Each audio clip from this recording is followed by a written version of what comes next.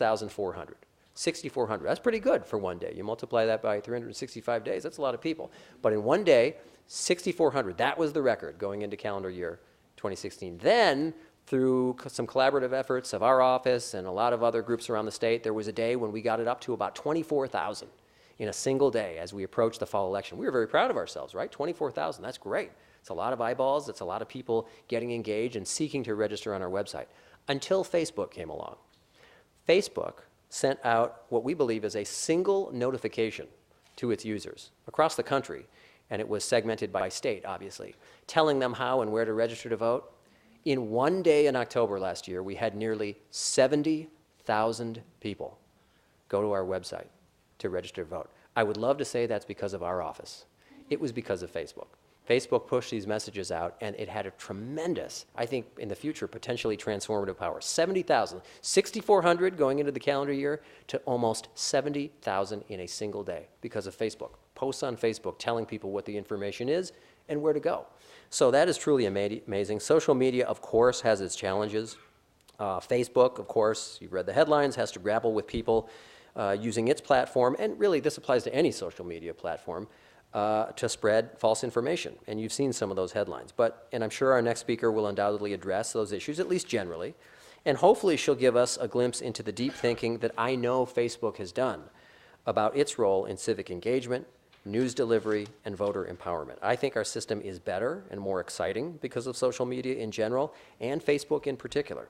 So it's my pleasure right now then to introduce really our keynote speaker today from Facebook, Sharon Yang.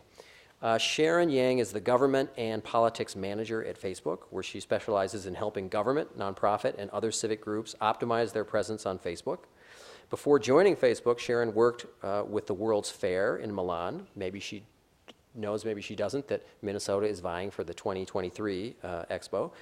She also worked with the Aspen Institute, 2 presidential campaigns, and other political, civic, and communication-focused entities, doing her part to make their work more impactful.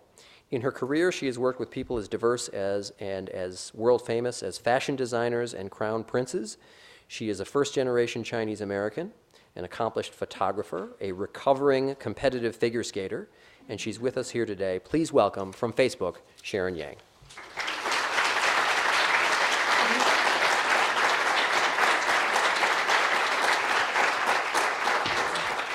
Hi. I'm really happy to be here and join all of you. Thank you, Secretary, for that very generous introduction. My name is Sharon Yang, and I work for a small company called Facebook that you might have heard of. So I know that, how many of you are on Facebook? Okay, so we have a place to start. We have some contacts here, great. So let me just start by sharing our mission. So recently we updated our mission statement to focusing on giving people the power to build community and bring the world closer together. And this is something that we updated quite recently. And Mark, my CEO, wrote a letter that he published in February on Facebook, in which he basically laid out the vision for Facebook. And one of those pillars was to help create more civically engaged communities. And as the Secretary mentioned, my role at Facebook is to educate politicians and our elected officials on how they can use our platform, because our platform is where they can go and connect with the people that they represent, and where the Facebook community can find and follow their own elected representatives. So just taking a step back, as you are all very well aware, the climate of communications has changed. So not that long ago, TV and print was all that was needed, but now we know that social media plays a very big role in this now. And it's an increasingly important place to connect and effective communications. So I just wanted to show you briefly an overview of the numbers on our community. We crossed a major milestone with 2 billion community members on Facebook this year. And again, a growing number is Instagram, 700 million people on Instagram. And so you can see that Facebook, bottom line is Facebook is a great place to reach people. and where a lot of people are already spending their time. I think in 2016, Pew did a poll and found that 44% of Americans actually go to Facebook for their news. And specifically in the US, I wanted to share, again, some of our numbers. You can see 215 million people are using Facebook every month, and 164 billion of those 215 come back every single day. So how many people use Facebook every single day? Log in. Okay. So that's 77%. And the biggest number, what most interesting, especially when I speak to elected officials or campaigns, is how many people are using Facebook on their mobile device every single day. So we always say that that's very important when they're trying to communicate with their constituents. And it will shape how we also launch products, which I will talk about in a couple more slides. So about 1 every 5 minutes on desktop and mobile is spent on Facebook. And people spend an average of 50 minutes on Facebook, Instagram, and Messenger every day. And people check Facebook on average 14 times a day. And since I work at Facebook, I skew very much higher than that. But on average, it's about 14 times. And so during the 2016 presidential election, we started tracking things. And this number started when Ted Cruz announced his candidacy in 2015. And this counted through the election, that 355 million unique people on Facebook created 12 billion interactions related to the election.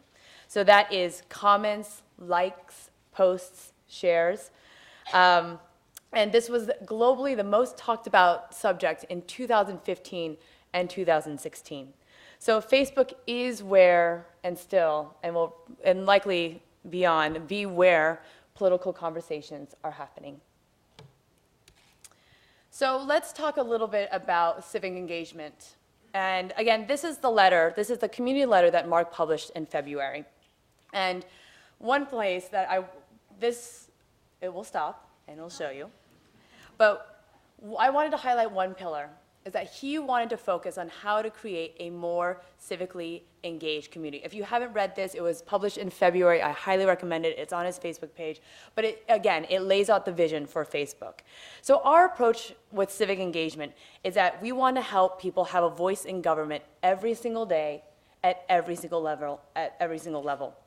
And so while for years we have, reminded people on election day that it's election day and go out and vote, we really want to start focusing on making sure that submitting a ballot and voting was just the beginning of that relationship and not the end of that relationship. So we think that by helping people connect with their government, especially at the local level, we can help people build the communities that they want. So now I'm going to go into a few civic engagement tools, and I'll probably ask you if you've seen these just so that I can gauge the penetration of them. But we're really proud. This year we've really made an investment in civic engagement. We have a dedicated civic engagement team that we collaborate with in developing all these tools. And this is part of Mark's vision, and this is part of what I do at Facebook, is to really encourage people to use the civic engagement tools. So as I mentioned, since 2008, Facebook has been showing people 18 and up by election day reminders to vote actually on election day. But again, we wanted to take this a step further in 2016. And in 2014, I believe, is when we started doing these voter reminders, election day reminders internationally.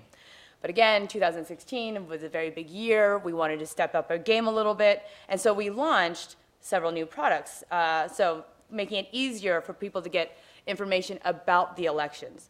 And as the Secretary mentioned, we had a voter registration prompt. And this was deployed to people age 18 or over by Election Day, reminders to register to vote, and it directed people to registration information in their particular area. It was deployed on a rolling basis in 2016 to states that did not have same-day registration, and it ran nationally between September 23rd and September 26th. And we estimate that more than 2 million people registered to vote as a result of seeing the registration reminders. So how many of you saw the voter registration reminders? I'm assuming a lot. Okay, good, good. Another really interesting and I think very exciting product that we rolled out during the presidential election was called the Issues tab. And so since we knew so many people were spending their time on Facebook, researching, finding their news, learning more about their candidates, we thought we would give the candidates a place on Facebook where they can actually, from their own voice, convey and share what their issues are. So this is a demonstration of the issue, what we call the Issues tab. And it's each issue, so you could go into the Issues tab, but I'm sorry if I don't know if you can see I guess the writing is a little blurry, but you would go to a section called Issues, and underneath, the candidate and their campaign would choose the different issues that they want to talk about. Just fundamentally it would be in 200 broken. characters because, again, everybody's reading this on mobile these days, so we wanted to keep it to 200 characters. And then you could also upload 30-second videos. So this was another way, instead of people leaving Facebook and having to comb through campaign websites, we wanted to bring that issue experience to people on our platform. We have to face up to the hard truth of injustice. So I'm sorry, the audio is a little bit low, but so this is an example of an issue card where Secretary Clinton used video. And again, you can just scroll right through and find out more about each issue. I actually think next to Issues, Voting Plan was another really, really fascinating project and product that we rolled out because we realized that a lot of people who are voting don't actually know what is on their ballot. You know, and this was this was an issue that we wanted to address. You know what's federal, you likely will know what's state, but when you get down to the local level, people people need to be educated about what was on their actual ballot. So instead of me kind of walking through, I wanted to show you about a minute and a half, a quick clip on how Preview Your Ballot actually worked. So we began rolling this out, the voting plan feature, to people, again, 18 and over on our platform on October 28th in 2016. And more than 9 million people previewed their Election Day ballots using the voting plan. And essentially, the voting plan helped people, one, research about their candidates, compare issues, and you can even put in your address so that you could actually get your local ballot as well. And all the candidates were always in random order. On voting plan, you could choose to share who you're voting for or who you're favorited. You could take a look at endorsements, which is being previewed right now. You could ask for advice. You could actually favorite your preferred candidates or your ballot measures and print out the ballot. But you could also keep it private as well. You didn't have to share this information. This was just if you wanted to. So again, all the candidates were random, and you could choose one, share it if you wanted to. And this went all the way down, again, to the local level. So I'll let this play for a little bit more. I know the text is a little bit hard, but I really wanted you to kind of, again, if you had not seen this unit, this voting plan, I wanted you to get a sense of what we were trying to do, is really trying to make a more informed voter during the last cycle. This really needs some music, doesn't it? I know, I'm sorry. I'm not a great singer, so I won't sing in the background. But it goes down to the Senate, and it kind of goes through the same. So you can see that we're trying to introduce people to what is actually going to be on the ballot, so they were prepared.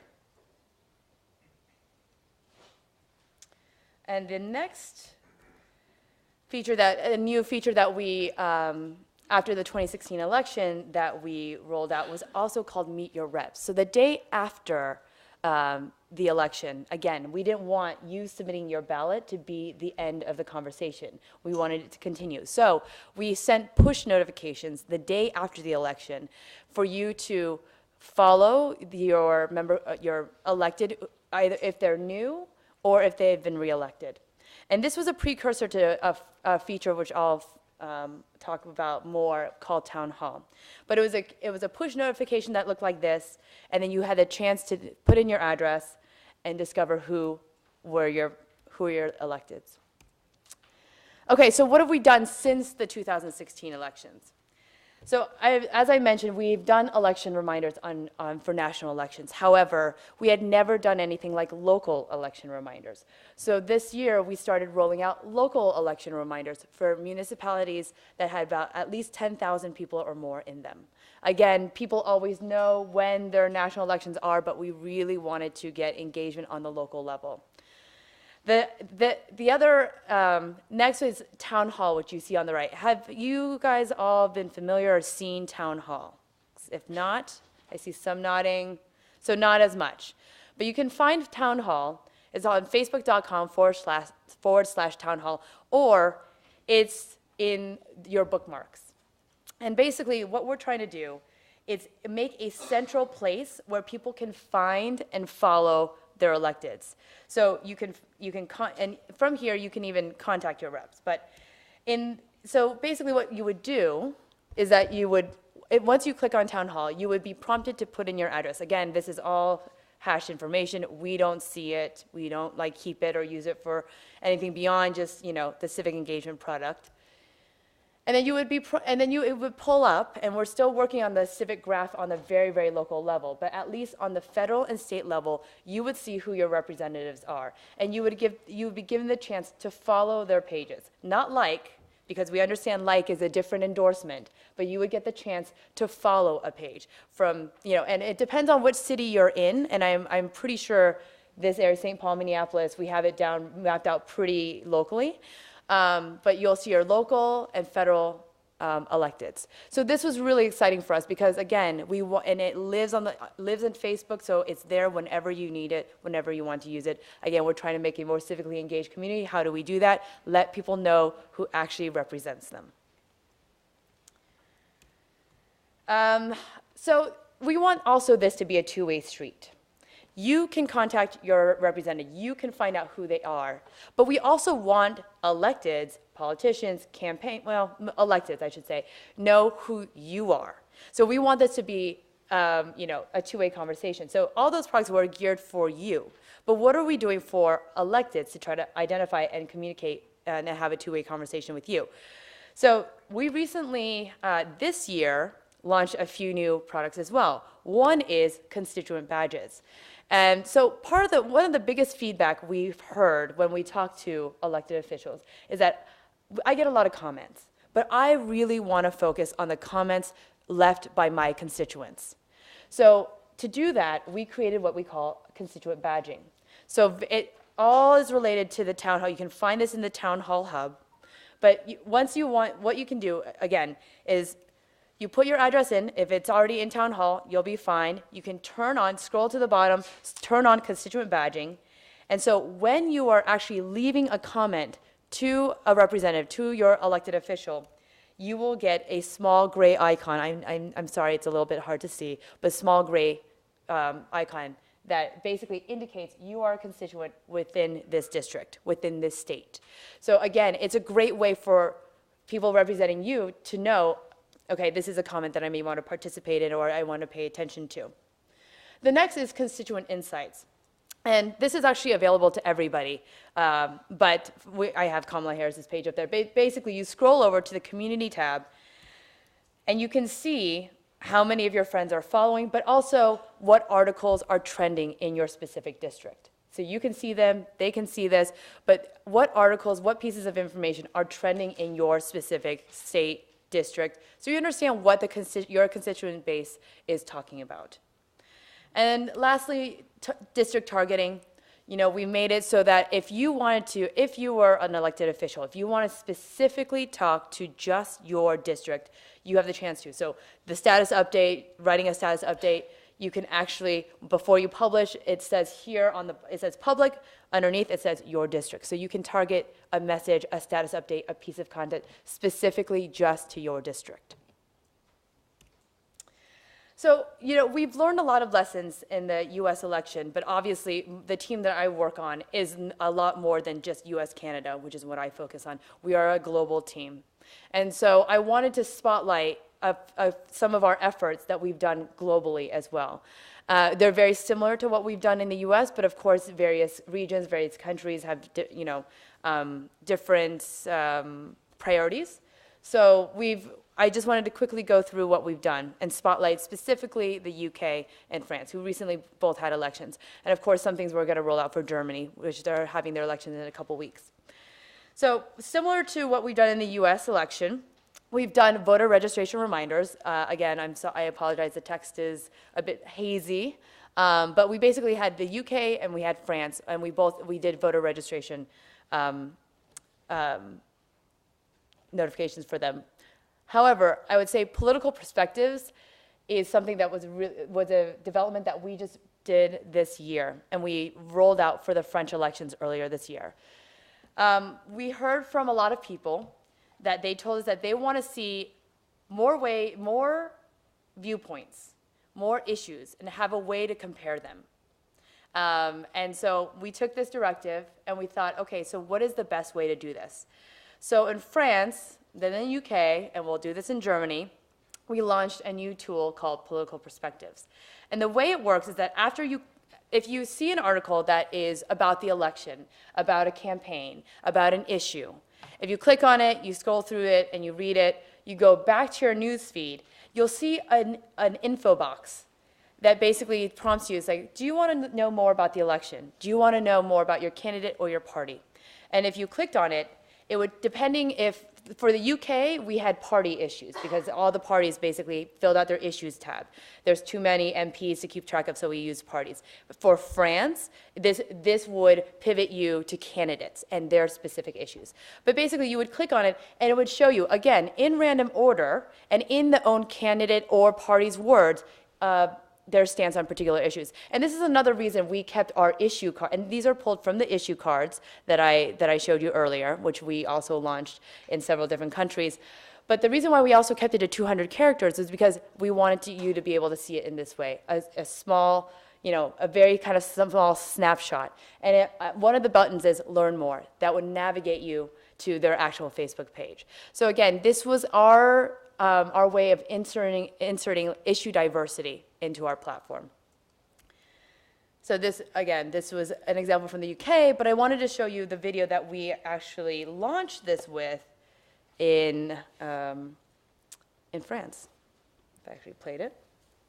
So I don't know how many of you speak French, but basically it reiterates what I just said. This is an article about the French elections. And if they interacted with it, if you engaged with that piece of content in any way, it would signal to us that, oh, this person might be interested in the election. You would go down, you say, okay, I want to learn more. Do you want to learn more?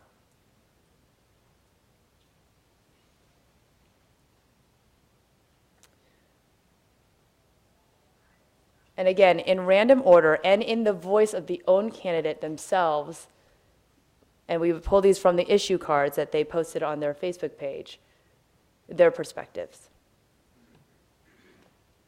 And if they didn't have an issue card filled out, this would appear. Basically just saying they didn't submit an issue, but click here to go to their page and find out more. So we try to be as balanced as possible and give everybody a chance to participate or be in this unit that we had. And lastly, we did have something like this in the US, but also in the UK and France, which we called the Election Hub. And in the US, we created the Election Hub to kind of gather all things election related in one place. We did the same in the UK. This is an example from the UK. The same thing we did here. And it's really just one place where people can find out where to register to vote, discuss events, watch live videos. And the Election Hub would actually be launched during particular debates on election night. So during pivotal moments of an election, or when we thought people would adopt it the most, is when it would be rolled out. So these were all region specific on when we would roll out the Election Hub. But again, it was a place where people could track campaign activity, and this is a screenshot of when it was actually launched on Election Day in the UK. So with all this being said, I know that Facebook has been in the news recently, and as a platform, we are committed to integrity and authenticity on Facebook, and believe that the platform is a place for genuine civic engagement, and I think you can tell that we've invested in this. We constantly review suspect activity and shut down accounts that are inauthentic. With reference to last week's news, we took down 470 accounts that were apparently operating out of Russia. And these accounts spent approximately $100,000 on Facebook ads. You know, given you're probably all very familiar, $100,000 is a tiny fraction in campaign spending, both on Facebook and overall. But even with this small amount, we take this very, very seriously. And we've shared our findings with U.S. authorities and are investigating election-related issues, and we will internally continue to investigate as well. So because of the nature of this, I'm really limited to what I can comment and what I can say about the issue. However, if you wanted to keep up and continue to follow what we can say, I wanted to leave a few resources. So newsroom.fb.com is really good. I mean, this is where we post all updates. I mean, I even look at it when we're launching products that don't affect politics and government, but politics or media partners and things like this. Facebook.com government politics is a good place if you ever wanted to see new products, how people are using the platform effectively. That's a good place to go. Media.fb.com. It's how media organizations and, again, public figures are using Facebook in really great ways. We have a site, politics.fb.com, that lays out a lot of our best practices if you yourself were looking to run for office or at some point. And then, of course, my email. And I'll leave that up for a minute, but thank you so much for having me.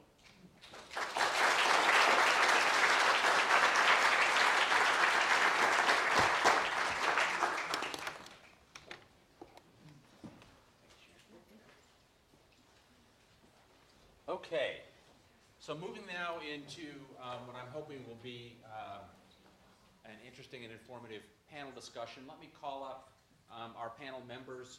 I will point out, just in terms of kind of logistics, I'm going to start out by having a sort of a moderated Q&A with our guests, but at some point we will get to questions from the audience. I know we have our question royalty. Where are my folks with the Q&A cards in the back? We'll be handing out Q&A cards. Those will be coming out shortly. If you do have a question, feel free to write it down and send it up. They will all end up with me.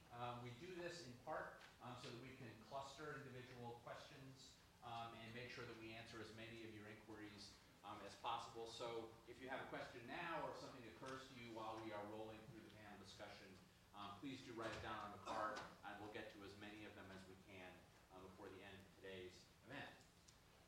So first, let me sit down in my comfortable chair and call up our first panelist. First panelist is Mike Dean from LeadMN. LeadMN is an organization which focuses on two-year colleges here in Minnesota, and Mike is well known in the field as a voice for students and young people, and look forward to hearing what he has to say. We also have Allie Hageland from Students United, which is similarly the voice of students across the great, and I do mean great, state of Minnesota, and be looking forward to her perspective as well. We also have Secretary of State and recovering state legislator Steve Simon, who will be joining us to talk about the state's use of and use by social media in the 2016 election. So first, I guess what I want to do, Steve got a little time to talk. We'll start with you, Mike. Just talk to us a little bit about what LeadMN does, and more particularly, how you all used social media in the 2016 election, and what you might have learned for 2018 and beyond. Yeah, thank you very much for having me today and for the University of Minnesota for hosting us and the Secretary of State. Again, I work with an organization called LeadMN. We're College Students Connecting for Change. We represent the 180,000 students that attend Minnesota's two-year community and technical colleges. We're kind of a unique organization in that our role is to advocate on their behalf. And obviously, you can't effectively advocate on behalf of students if you're not engaged in the elections process. And so in 2016, we launched a robust elections effort. And social media played a massive component of that. As everyone's sort of said, I think everyone in the room here is on social media in some way. And so I think you can't run an effective program without doing that. But really what we've seen as the most effective way to engage folks is kind of a balanced approach. It's really engaging both offline and online technology as a way. We have a unique vehicle to engage students in that the classroom. So we know where they are almost every single day. Hopefully they're attending class. But as part of that, we're able to go to classrooms, talk to them, have one-on-one conversations. And then what we really do is use social media as a way to complement that afterwards. Once we sort of bring them in, then engage them and keep them up to speed on what's going on and ways that they can get involved. But we had a lot of success registering people online using the new online voter registration tool. Obviously, Facebook helped out significantly with engaging students, and we're thinking about new ways to engage them down the road then too. And basically the same question to you, Ali. And how did Students United use social media in 2016? And what did you learn, and what might it mean for how you proceed in 2018 and beyond? Right. Is this on? You're on. Okay. So we are a lot like Mike, the LeadMN. We're Students United, and we represent the Minnesota State Universities, which is around 70,000 students. And so we are across the state as well, and we really do take that dual approach of face-to-face interactions. We have students on all those campuses, and that's so important. But social media, it's growing, and that's where the students are, and that's where students tend to be majority of their time, even when they are in the classrooms. So we really try to interact with them on social media as well. Facebook was a huge effort, but also Snapchat. We're hearing more and more that Snapchat is where students are, Instagram is where students are. So how do we get onto those platforms? We use things such as geofilters is something that we use on Snapchat to kind of get our message out. On Facebook, we try to use hashtag. We kind of did a Why I Vote campaign this year. We had a pretty successful year. We pledged to vote over 5,000 students on our campuses, and we registered to vote around, I think, a little bit above 1,500,000. And we were recognized by the National Voter Registration Day. We kind of made their 2016 report in their 10 biggest local avocations. So we really are trying to push social media as much as possible. Great. And Steve, let me ask you a slightly different version of that question. I mean, you talked a little bit about how sites like Facebook drove traffic to the Secretary. Talk a little bit about how you all proactively used social media in 2016, and again, what it taught you about 2018 and beyond. Well, there are some, I'd say, limitations in government. We do have, obviously, a website. We have a Facebook account, but let's face it, our nonpartisan, rigidly nonpartisan elections efforts are probably not going to have the same reach as some of the others. So our role really is in the back end work that we do with people like the Pew Voter Information Project or others. So let me give you an example. If anyone here or anyone anywhere were to search for where their polling place is, it might come up with our website, but it's just as likely, maybe more likely, to come up with somebody else's. It could be Google, it could be Facebook, it could be someone else. That information, the raw data, comes from us, and we can arrange with other third parties to get it to them as well.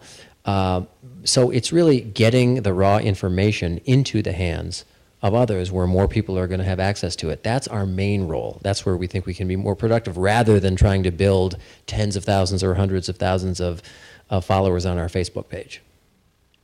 Great. So let me ask the group then. So there's been a lot of focus on social media as a way to reach young people. But if you look around this room, and we all feel young at heart, but our birth certificates might say otherwise, but it's clear that people of all ages are using social media. Curious to how each of you have seen how different individuals or groups you interact with are using social media to reach not just young voters, but all voters, and what opportunities that creates. Steve, you want to go first? I'm sorry. Well, I would say, sure, I'll just briefly say that, we have a very narrow and focused mission when it comes to the information we're trying to convey. Obviously, we're not putting our thumb on the scale on behalf of any, candidate, campaign. It's all about the information. How do I register? Where do I go? How do I do things? That sort of thing. So for us, we found that it's sort of age blind in that sense. We're trying to get that out to anyone who's eligible to vote, young or old. So we're more focused on the information, frankly, than we are on that kind of slicing and dicing. But that's a limited, that's kind of a limited mission that we have when it comes to this elections information. So for us, it's all about audience segmentation. And so what you tend to see is that certain demographics or user groups tend to use certain different types of platforms. And so, for example, Facebook. Facebook now is used by everyone. It wasn't always the case. It was actually very specific, built for college students for a large period of time. But now my mom is on Facebook, and she follows her grandchildren that way. So we tend to see now younger audiences not using Facebook as much. They're on Instagram right now. And so what we've started to do is really kind of segment out all the different platforms and figure out which audience is there, and then have custom messages as part of that. This uniquely impacts us because we're not fitting a traditional college student. And so the demographics of a community college student is actually, average range is about 28 years old, so older than the 18 to 22-year-old.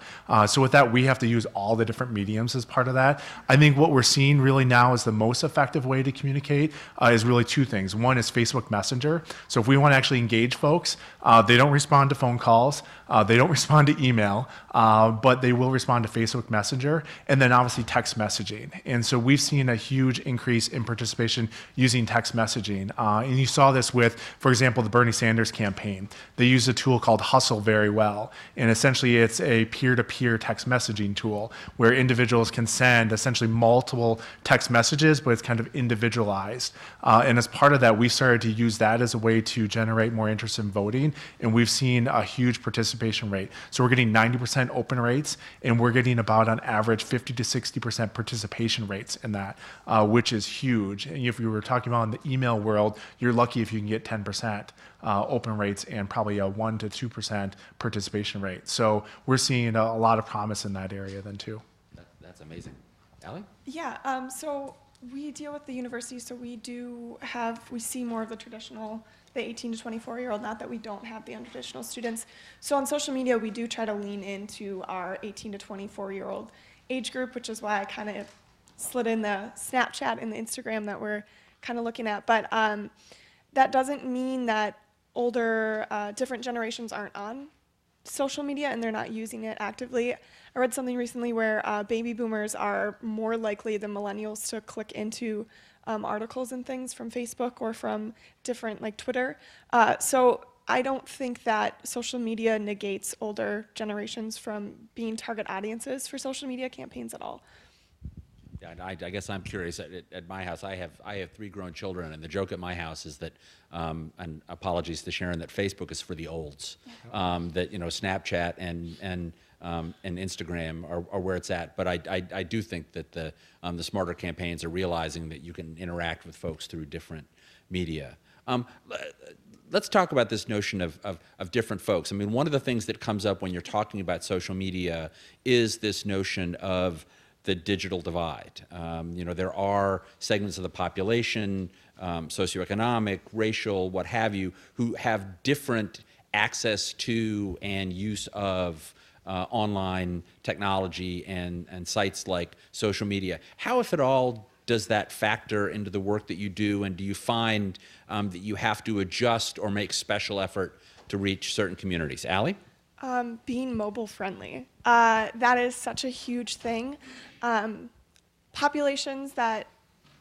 Minority populations, households with lower incomes, they're using their mobile devices to look on social media more than other demographics are. So making sure that if you are bringing them to your site, is your site mobile friendly? Is the form you want them to fill out, is that mobile friendly?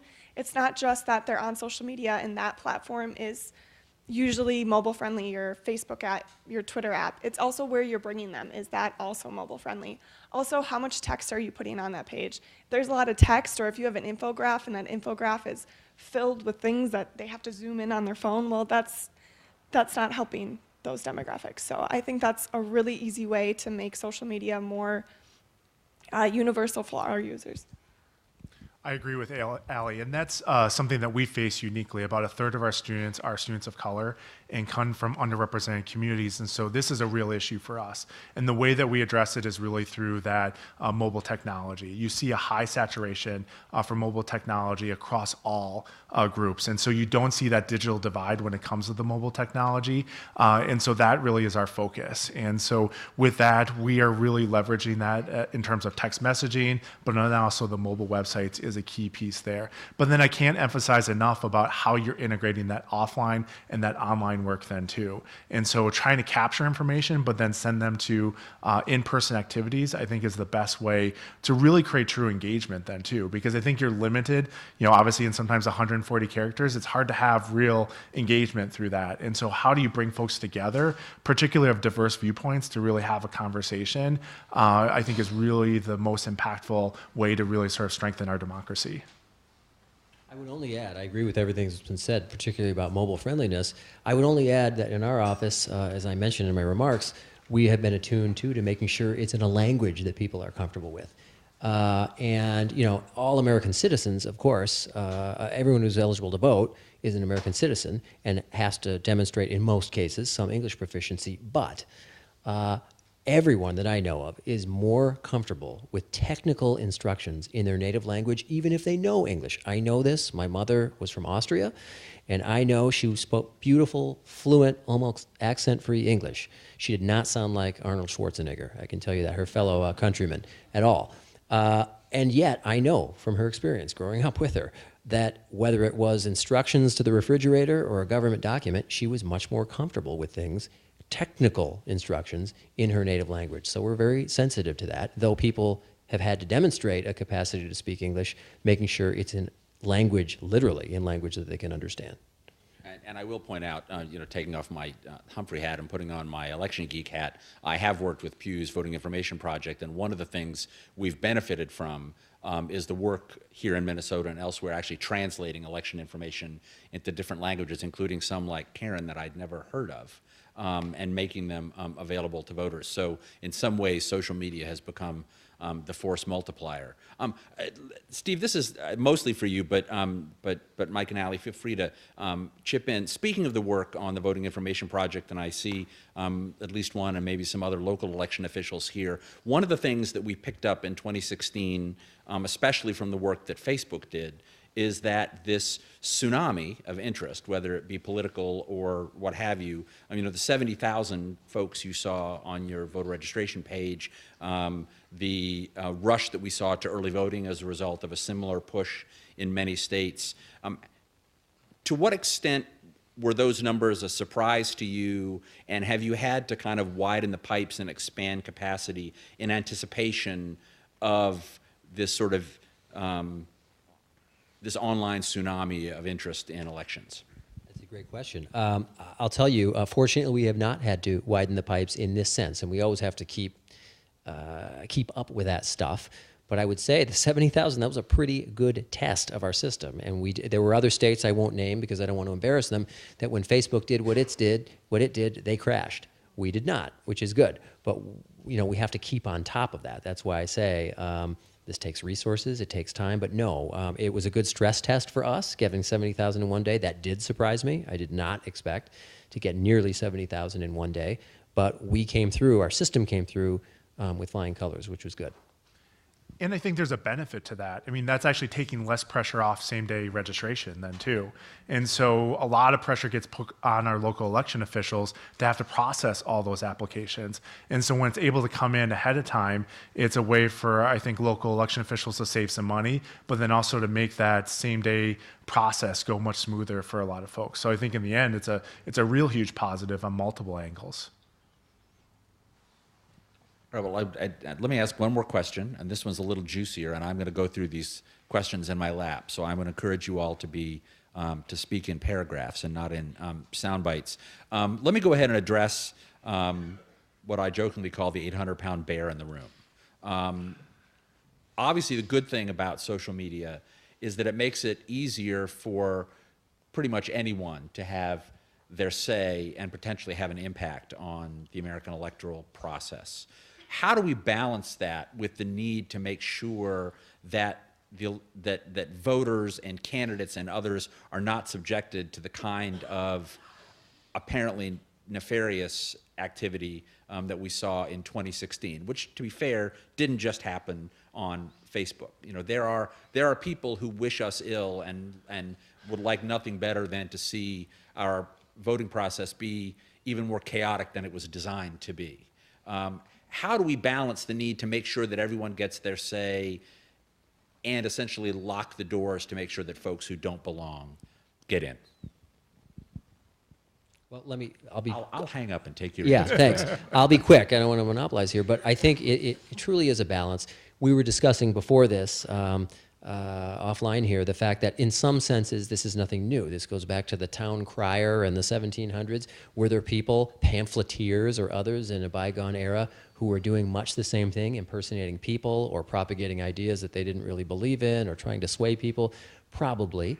On the other hand, what's the remedy? My first and initial reaction is the remedy's got to be sort of within these companies and platforms. I don't know what role, if any, there is on First Amendment grounds for the government to come in and require something. I don't know that the government can pass a bill mandating that Facebook do some sort of, or anyone, detailed background check. I don't know what Facebook can do, or anyone, to sort of cleanse and screen. Is it that if you want to open up a Facebook account, you've got to go through some rigorous background check, provide Social Security information? I don't know. I think that would have a chilling effect. It's a fancy way of saying I'm not sure. I think a lot of people have to do a lot of thinking about that, but it is a balance, of course. So I think it's important to remember that while Facebook isn't responsible for the attacks, they do have a responsibility to address this. And I think our big concern right now is around the algorithms that exist. And so back in kind of how Facebook works is what's showing up in your feed, a computer is sort of processing that. And it rewards certain type of activity. And what we've seen is foreign entities have now figured out how to really kind of benefit from that. By using just a $100,000 investment, they were able to reach a significant number of people. And I think it really requires Facebook to investigate kind of how their algorithms are set up. And that's also a real threat, I think, to our democracy. So I run a nonprofit. We try to reach as many of our students on Facebook because we know where they're at. But really, in order for us to reach them, we can't just get them to like our organization. We actually have to pay Facebook to promote our organization. I can't tell you, Allie probably knows this too, is I get weekly notifications from Facebook saying, hey, if you really want to reach all your followers, pay us X amount of money and we'll help you reach them. And I think one of the challenges that we're facing is Facebook is a for-profit corporation. Their job is to make money, and these algorithms are built in a way to help them maximize those profits. And so I think they really have to look at that and realize that the impact that that's having on our democracy and figure out ways to really change that to benefit the entire group. And we saw the mission statement that Sharon said, is their mission statement meeting what's going on right now? And I guess I'm concerned about that. Yeah, so the kind of the locked door, as you said at the end, do we lock the door? I think there's kind of the proactive, which would be locking the door, doing background checks, or do you become reactive and do you search for these pages that are out there and try to shut them down once they're made? That's, I think, kind of the question people are grappling with of, well, do we do more on the front end and we stop them from ever getting made, or do we find a way to be more reactive to find them faster and get them down faster? I am going to agree. I'm not really sure what the best answer is there. I think there is a chilling effect if you kind of do the first and tell people that they need to submit all this information before they can open a Facebook page. And then also with algorithms and things, it does create issues for nonprofits or smaller organizations to kind of get our word out. However, it is kind of built too for the viewer. If you're looking at a page, you want to see what your friends are up to, and Facebook kind of recognizes that. But if something's getting a lot of shares, well, then that's bumping up, and it's going to keep going to more and more people. And if it's getting likes, more and more people are going to see it. And if it's getting comments, more people are going to see it. And then that's when you get those clickbait articles on your Facebook feed from the two friends replaced that liked some page and now it's on yours kind of situation happening. And those are kind of the ones that I don't know the answer to that, but I think that is something Facebook will have to look at, and not just Facebook, I think Twitter and Instagram, and I don't see this becoming less of a problem going forward. I see it becoming more of a problem. And to a point, you can kind of say like the issue tabs that Sharon was talking about, that's great. Being able to kind of inform yourself and become informed is great, but not everyone is going to be proactive and do that. So how do you help just the person that's scrolling through Facebook for 5 minutes in the morning and 5 minutes in the evening? How do you stop them from seeing that crazy article? I don't have the answer to that question, but if you do, you should find me and tell me. Well, actually, that's a nice segue from our, at least judging from the cards, very smart, and judging from what I could see, our very good-looking audience. So thinking about, we've talked a little bit about threats from the outside. Let's come inside to, let's get out of the realm of cyber war and get back into the much more familiar world of dirty tricks and disinformation. Bunch of questions about fake news and voter suppression, everything from literally fake news, whether it was the ballot box in a truck in Ohio, which even the Ohio Secretary of State denounced, or the good old dirty trick stuff like one party votes on Tuesday, the other party votes on Wednesday, or citizenship documents will be checked at the poll. Obviously, we're not going to solve these problems, but talk to me from each of your perspectives about how do we deal with the greater role that social media plays in sharing this kind of dirty trick and disinformation, and how are you all working, if at all, to counteract it in your day-to-day, week-to-week, month-to-month work? So I can answer the second question probably the best. And I think that's a focus of ours, and that really is about critical thinking skills. And so I think we've seen, unfortunately, an evolution over the last few decades of really these type of skills not being really developed in our high schools. And so at the community college level, it's something that we're really pushing more of. How do we help our students really develop those skills to understand what potentially is fake news and what's not? And how do you really get to the source of this information? And I think really that investment in our higher ed institutions is critical to provide that role. And again, as another part of that is I think we've seen civics really leave K-12, and there's been less and less information to really encourage students to participate in the process because it's seen as dirty. And so how do we bring that back to not only the K-12 level, but to our community and technical colleges specifically as a way to help students prepare and be active citizens in this state and this world? Yeah, I would agree with that. I would also kind of add in that putting out the right information. Social media is filled with information. It's overwhelming a lot of times, but the more we can put out the right information and trying to push that into the world, it does help. Also, from a personal standpoint, don't interact with the bad information. That helps it. You commenting, that's helping it move forward. So not interacting with that, also trying to find places that kind of write down the lists of, I know this happens sometimes during the election of this is false information that gets put out. Some good journalists will kind of do that piece and sharing those kind of articles so that people understand that they understand that misinformation is out there and talking about that instead of promoting or kind of highlighting the misinformation itself. I have just two thoughts on that. One is exactly what Ali just said. It's easier to push out misinformation, but it's also easier than ever before to counteract it or to try to override it or to try to set people straight. And in our world, when it comes to elections administration, it can be as simple as, it might not even be nefarious. It could just be wrong information that someone just, not meaning to do any harm, spreads about voter registration deadlines, for example. That's one that comes up. We have same-day voter registration in Minnesota, and some people think that maybe there's a cutoff. And so we try to spread that information through multiple means, obviously social media and electronically, but we have a decentralized voter administration system in the state. We have some voting elections administrators here in the audience today from counties outside the metro area. And so we have a network of people throughout the state at the county, city, even township level that can help us get information about what the true facts are, what the true dates, deadlines, and requirements are. So far, that's worked.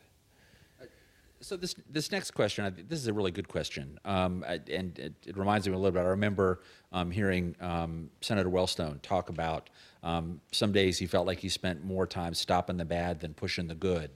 But question here about, to the extent that people do want to engage with their representatives online, do you see any role for a positive interaction? Or is it a little bit like the Yelp factor, that usually the people who take the time to comment tend to dislike it more? Is there a role for plaudits and dialogue as opposed to complaints and attacks online? So I would say the answer is yes. And I think what we've seen throughout the history of this country is really civic organizations playing a role in helping to structure that and organize that.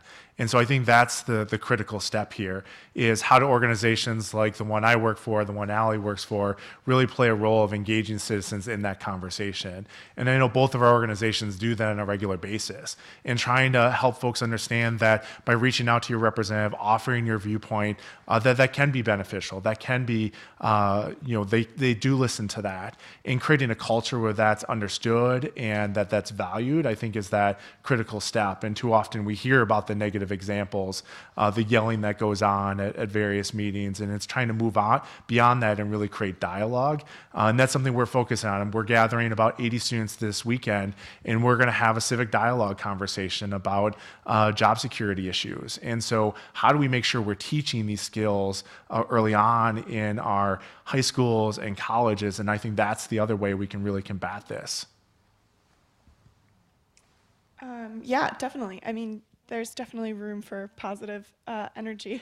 But I think kind of going off of that, it's how to be strategic about it, how to make sure it's getting out there louder than the negative energy or the negative comments and things that are out there as well.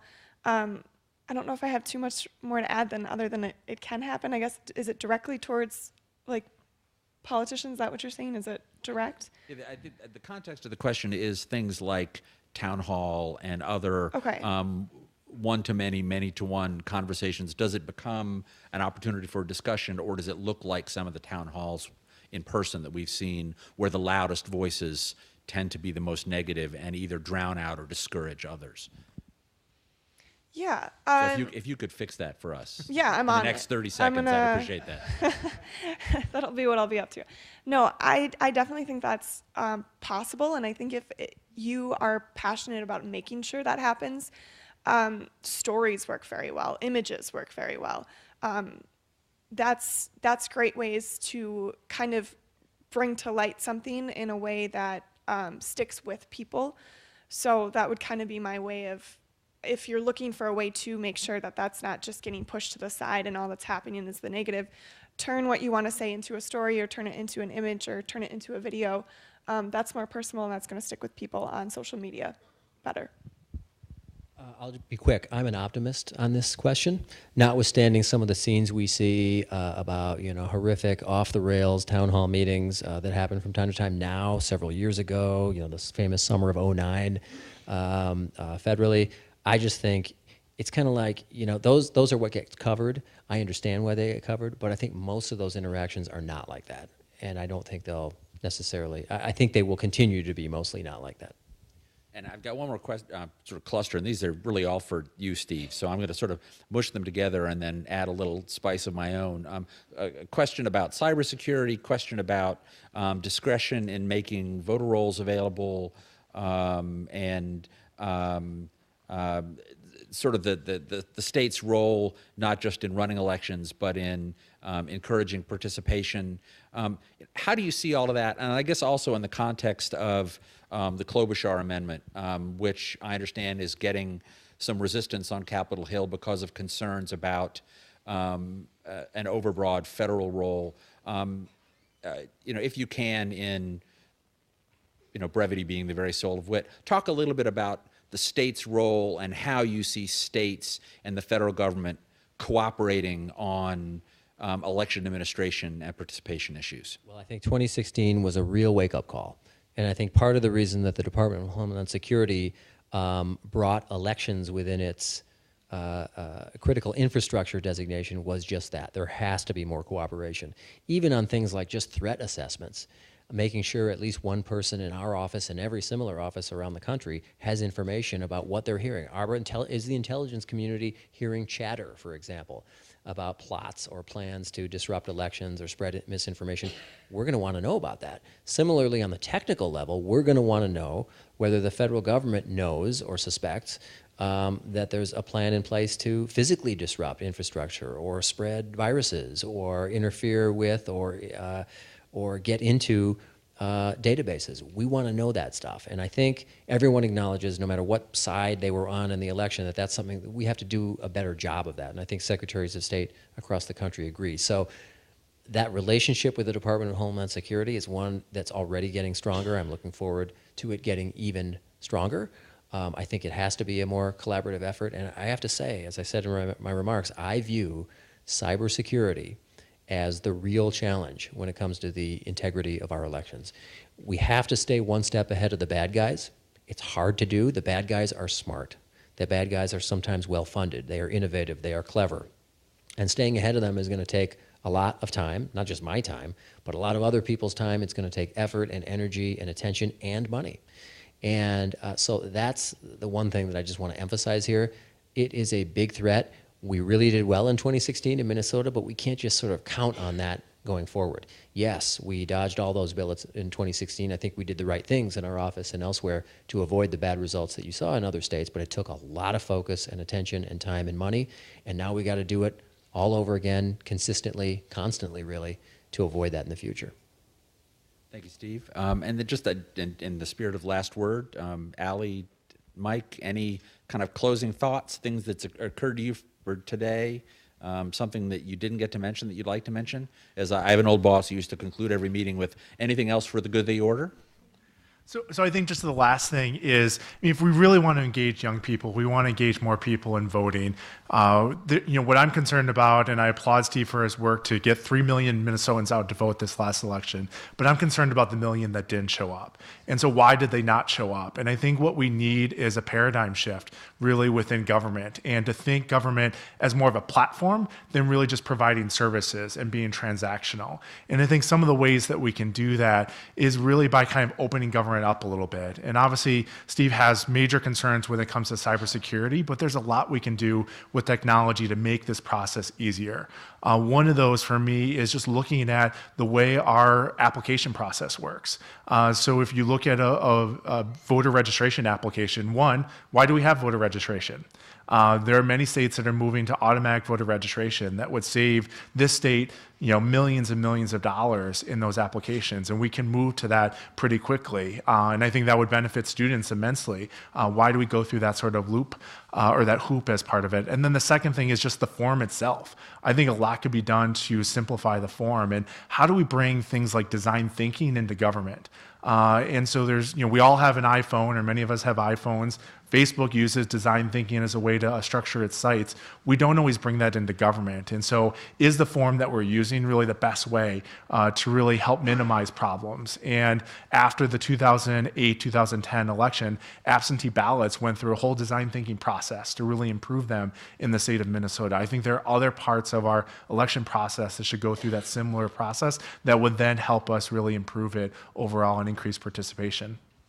And you didn't know this, but I'm going to thank you for that. I would just like to point out that here at Humphrey, the Certificate for Election Administration includes the nation's first and still only course on election design, taught by design superstars Dana Chisnell and Whitney Quisenberry. If you are interested in learning more about, or hint, hint, taking that class, we'd love to hear from you. But Allie, you get the last word.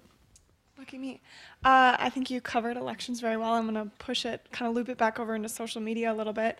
I do think that social media is going to play a larger and larger role in elections moving forward. I don't think that's going to change. And Facebook was really big this year, but as we've seen, especially with the younger generations, Gen Z is kind of the new and upcoming. They're leaving Facebook and they're not even there anymore. So I think that the conversation is going to only broaden. So I don't think that stopping the conversation at just Facebook or just Twitter is smart either. I think we need to look towards Instagram and we need to start looking towards Snapchat. And I mean, YouTube is huge, which is kind of a different thing to even look into, but that's a really large platform that younger generations are using. So how do we use these as tools? Because that's what they are, they're tools. Face-to-face interaction does not become less important because Facebook is important. Neither does other things that we've done in the past. So how do we use it as a tool to create and kind of affect the right direction for kind of voter engagement in the future? Wonderful. Well, thank you very much.